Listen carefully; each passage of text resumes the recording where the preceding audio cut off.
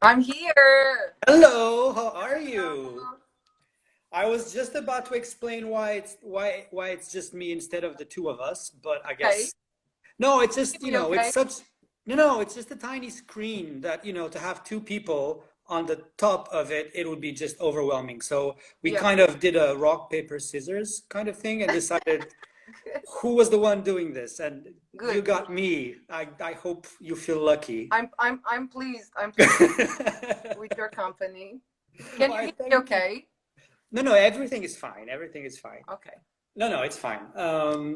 Welcome to what is our second online conversation with artists that were meant to be part of the opening section. Mm. Um, I guess maybe the best thing to start this is to introduce ourselves because I guess many people don't know who we are.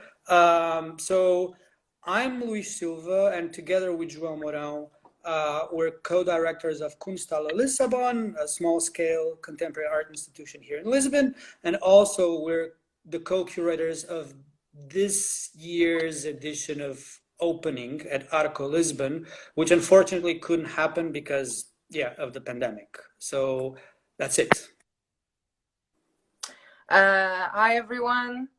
First of all, thank you so much, Luís and João, for inviting me for this talk. My name is Diana Policarpo.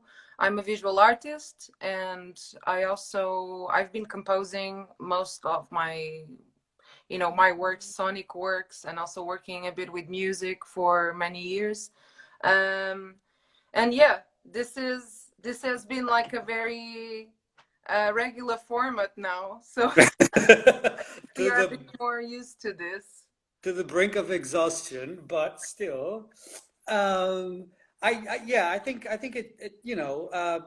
guess we kind of had to find ways of remaining active during the lockdown, even though um, there there was a certain lack of criticality regarding how the contemporary art world kind of jump on board the online tools, and there was no But sense of content, discussion about what does it mean, like what does it mean to call a list of images an online exhibition, what does it mean to think of a sculpture or a site specific work as an image on a computer screen, and could yeah. how do we as curators and how do we as institutions kind of mediate that, or think about those issues.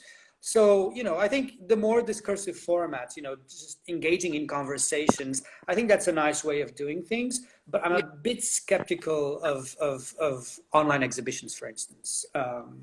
Yeah, But absolutely. I also had to somehow, like I think all of us yeah, we had so many projects and work canceled or postponed, and suddenly a lot of um, a lot of institutions, but also organizations and people I was also collaborating with, somehow they were starting to run new, possibilities, yeah. just like online platforms, and suddenly I felt there was a lot of like lacking in content as well. Suddenly we were like obliged to Yeah. by delivering a lot of like not just exposing ideas but also like exposing our our uh, Curating your backdrop. exactly. I you know I couldn't work in the studio, like all of us had to adapt the best way as Yeah. possible, but still I was very privileged and lucky to be able to maintain like my daily work at home. But at some point it was like, okay, everyone wants to do something online even though you don't have many conditions to do it. So Yeah. suddenly, yeah, it was a bit overwhelming. And I think it was worse on artists, right? Because all of a sudden you get all these invitations, contribute with this, just that, small things, and then it just adds up, right?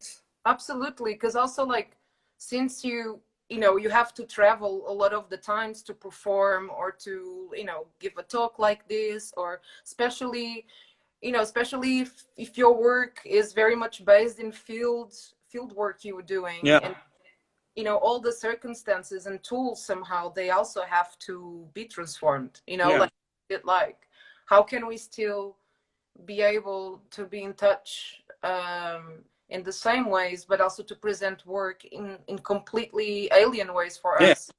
And then suddenly last month, like we were like my gallery and the artists working in the gallery were really discussing this, like how can we like be exposed this way, even though your work doesn't need necessarily to go through this medium. You know, like you just want to carry on doing what you do and hopefully get you know, get patience enough to also like present it at some point. And that fair, you know, was exactly like that. Like we were meant to have the fair right now, and the work being shown on the website was meant to open in March.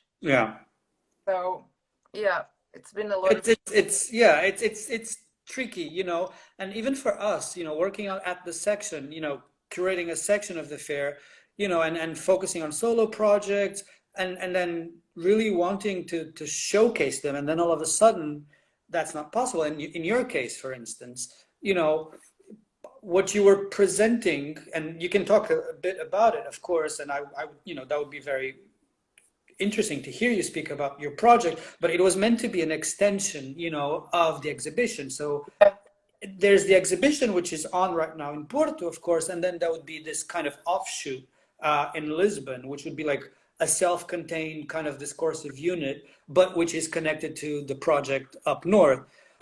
So how tell us a bit about the project, of course, and I'm really curious to hear you speak about it, because it kind of touches one of my kind of dearest topics, which is sci-fi and sci-fi literature.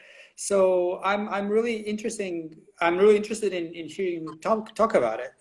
Yeah, sure. I can do like a little resume also, because this exhibition has a starting point as soon as you enter in the gallery, which is a text piece, and the piece is presented on a wall. So, like a vinyl, right? Yeah, exactly. So there's a short story which was written by Lorena Munoz Alonso. Was a really interesting process also to collaborate with Lorena. I've been following her work for a very long time, and it was precisely starting from this sort of like sci-fi approach that I wanted to start talking about it, because there was like a very important inspiration also on Thomas Ashcraft's work. So Thomas Ashcraft is an artist, also a radio astronomer working in different kinds of mediums. Like he runs his own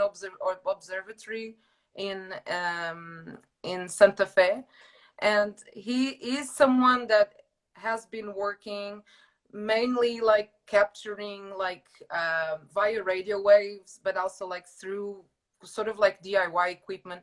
He's been capturing and registering a lot of solar events, phenomenon. So he started having like this amazing archive of like data just with solar energy. And suddenly, since he's based in the desert, and I really wanted to find like the best sort of site to start the story, and I was talking about this with Lorena, we started looking at a quote that he wrote about the work he's doing about making coins. So he's making this really beautiful currencies, which are sort of like bacteriophage, like they are very inspired in bacteria and virus.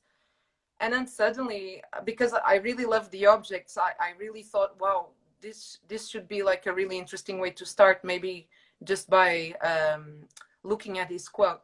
And I'm here to tell you, he said, different worlds have different monies, and it is advantageous to have something to trade in whatever world we might find ourselves.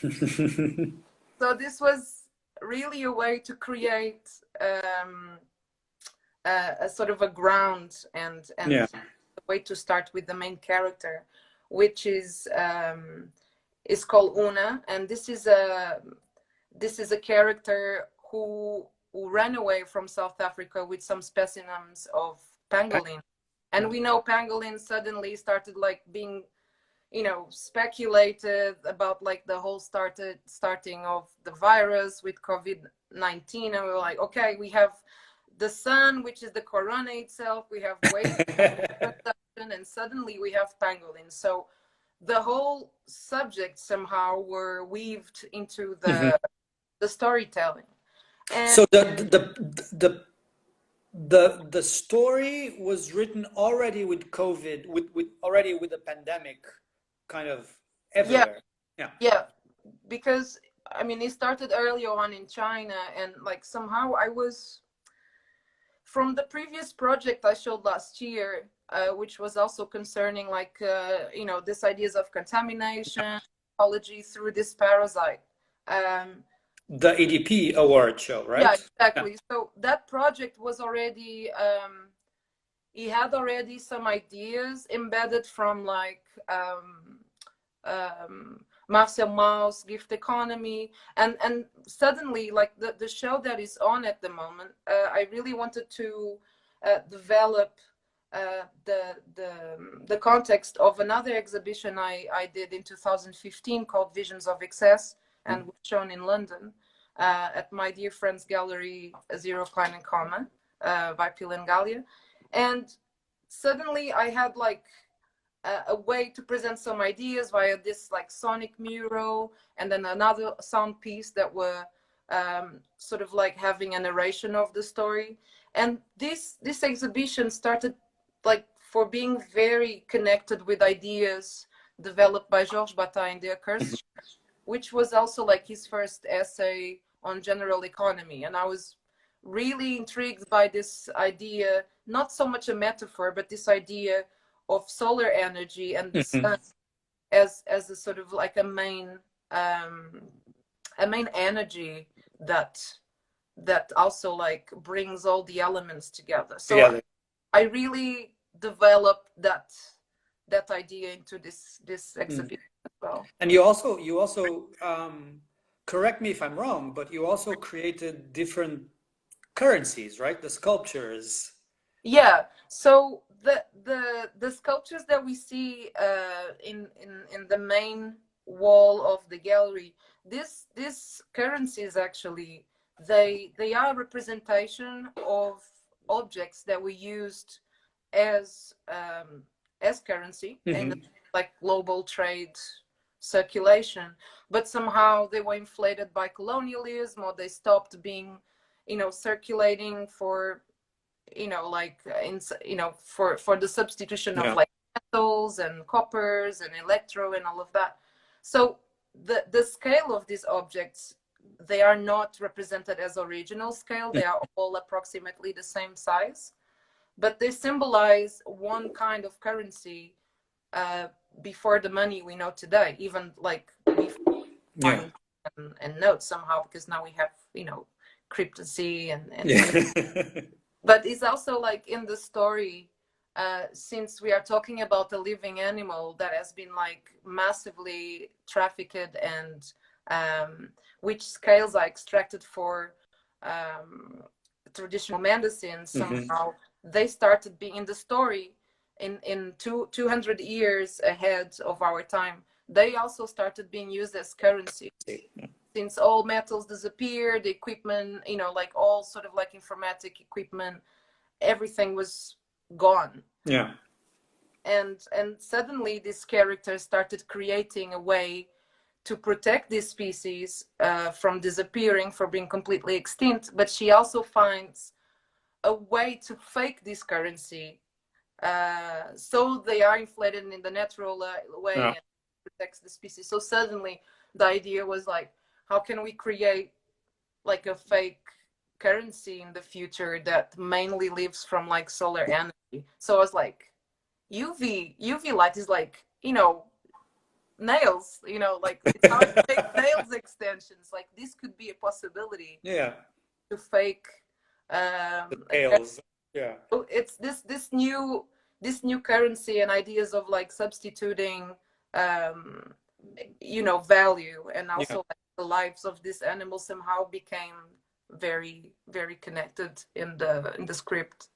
But it's interesting that, you know, the main character, Una, the way she finds well, at least the way she thinks she can try and save pangolins is through forgery in a way. So kind of speculating, creating fake currency.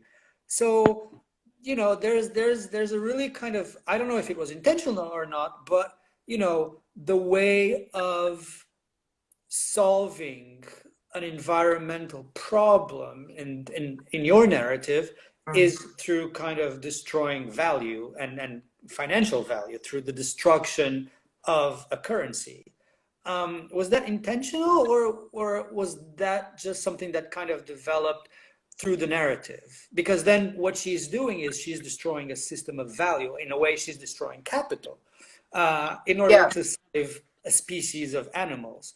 So that's interesting in this kind of dystopian post-apocalyptic world. Yeah, I mean, I think it's definitely looking into, I mean, at the same time, in the way we are crossing, like we are doing a sort of a time travel here. So there are different objects shown with this sort of like, not necessarily bringing us attention to, oh, okay, this existed, what was the name, what was the relation to it, but all the sculptures in the exhibition are mentioned in the story. So somehow they are there as a sort of like symbolic value, because some of them also came from like very important modes of like transactions and part of rituals. Like you have the potlatch from, you know, specific indigenous communities, or the cowrie shells being the main currency in Africa and South Asia and the East part as well. And they were obviously a starting point of other modes of like exchange, which is also something I think is important to remember, which is like bartering, you know, like exchanging skills these days. Like I like through the quarantine, we were doing bartering, like we were having, it was really interesting, like, because I really feel this always, you know, brings some sort of like awareness of, it's important to destroy capitalism. There's, you know, there's massive problems going on with borders, with you know, like over hyper materialism, like all of this, and suddenly those notions were also what were you presenting at ARCO? And then nothing. Yeah, exactly. Like 5 minutes before the conversation is over, nobody knows. But I was adding that I didn't talk about the audio piece, and I thought about, so it's shown right now as a sound installation. There's like 7 different channels. It's like a constellation of sounds, and I thought about creating, actually, to adapt that piece to the fair, working with binaural, you know, like mapping, just by presenting the audio while you are reading the story. And it will be like, the way I imagine it for ARCO Fair was mainly the sculptures, but also like a panel of the screen prints I made. But I thought somehow the printed text and the oral experience of the audio work will be very interesting to have in that context, because, you know, somehow it will be like bring of the universe of the project through different elements. But we know, you know, art fairs are always very, I'm always very intrigued to think about the oral aspect, which is very important in my sculpture. Well, but somehow I imagine I could map and work with the binaural situation there, but also present mainly the prints and the objects. Yeah. Well, we'll have to imagine it. Next year will be something different, you know, like. Exactly.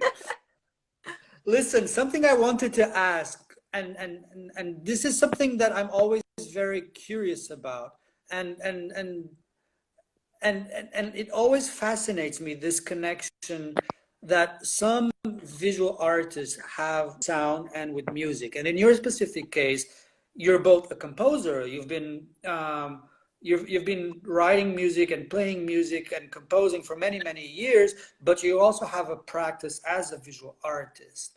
How did you come to that place in which you're both, and how does one influence the other? Because sometimes they're completely separate, right? Sometimes you have your practice, which is music and sound, and sometimes it's visual arts, period.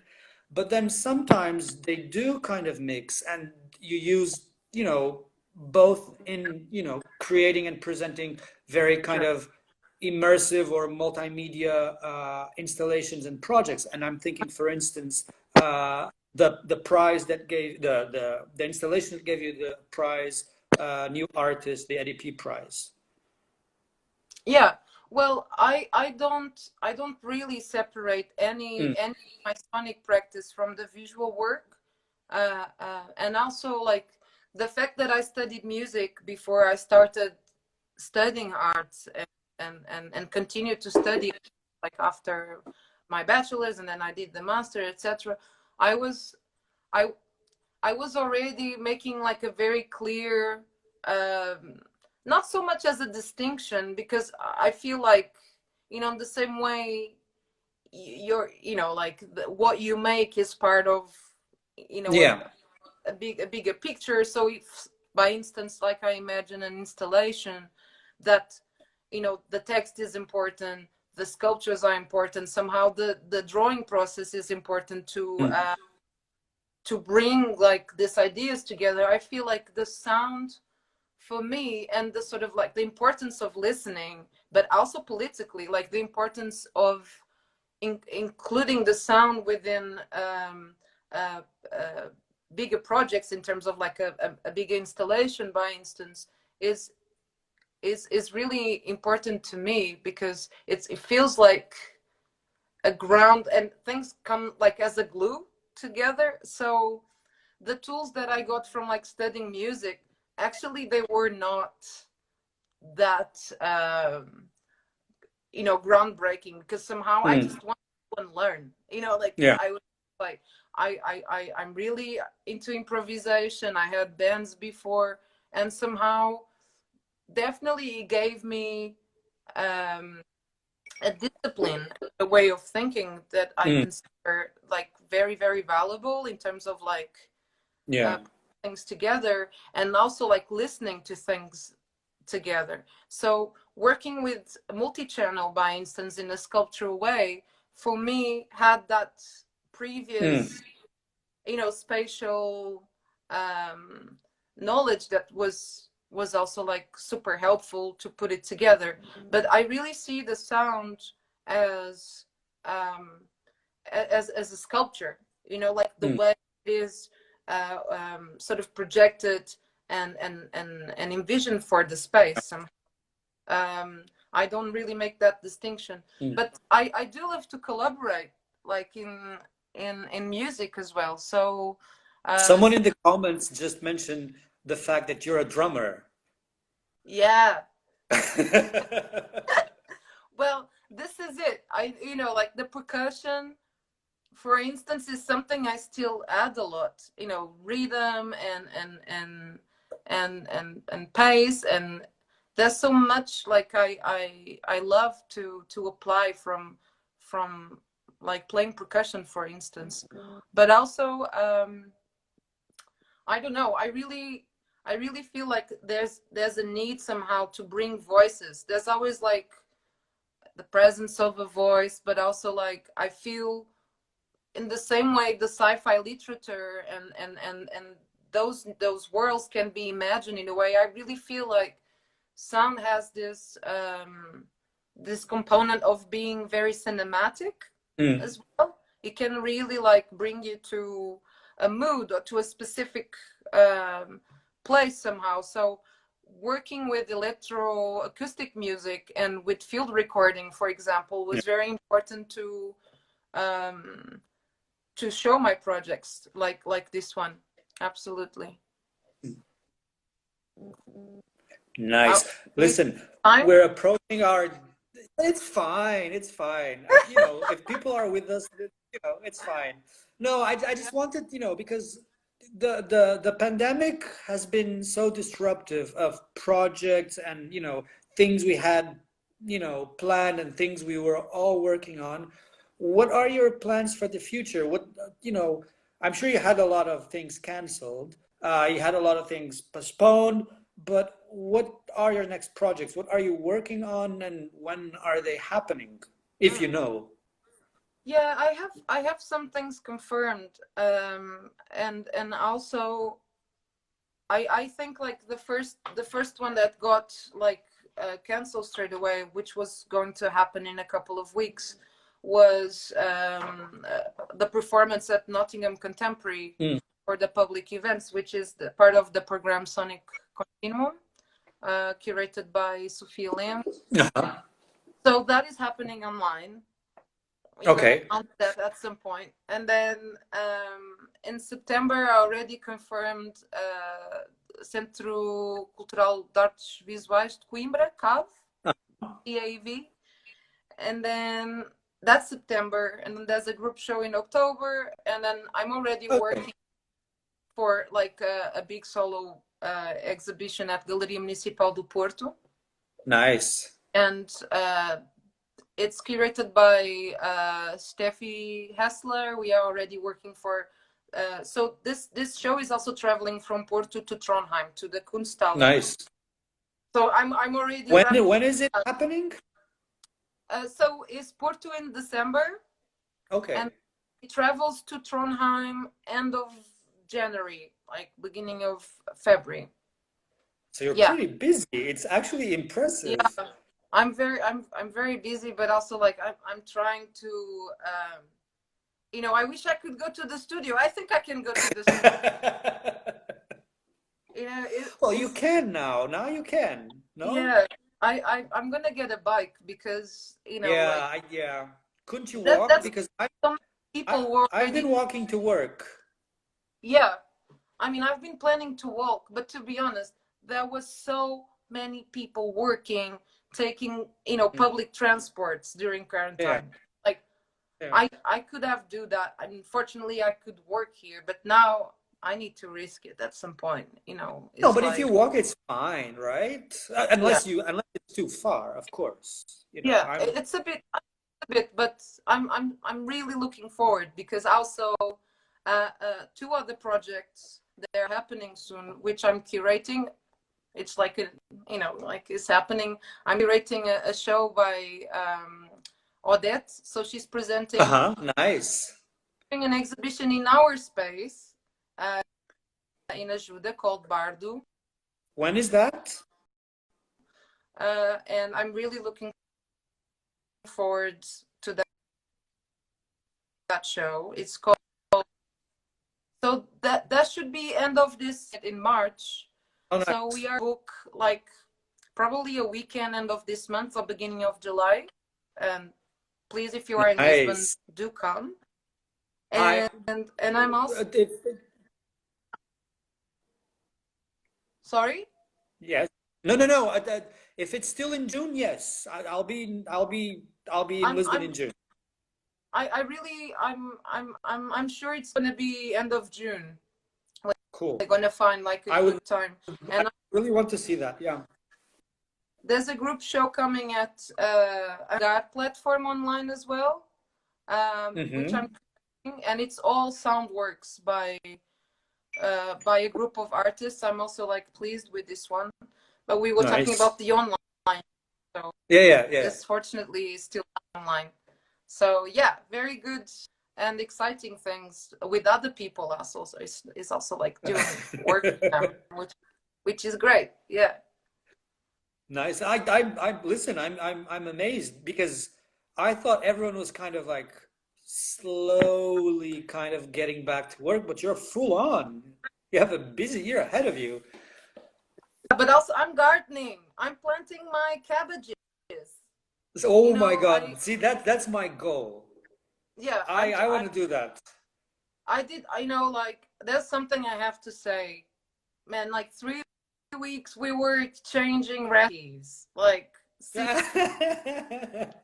seriously, and then suddenly we had the most amazing protest last Saturday for culture. Like 3 weeks ago, people were like, "We are going crazy. We have to go to this." This is happening. I'm very happy. Yeah. Somehow things are coming together. People are like sick of this. We don't. Hopefully, yes. Want to go back. You know what's normal. No, we no, don't want to go back to that.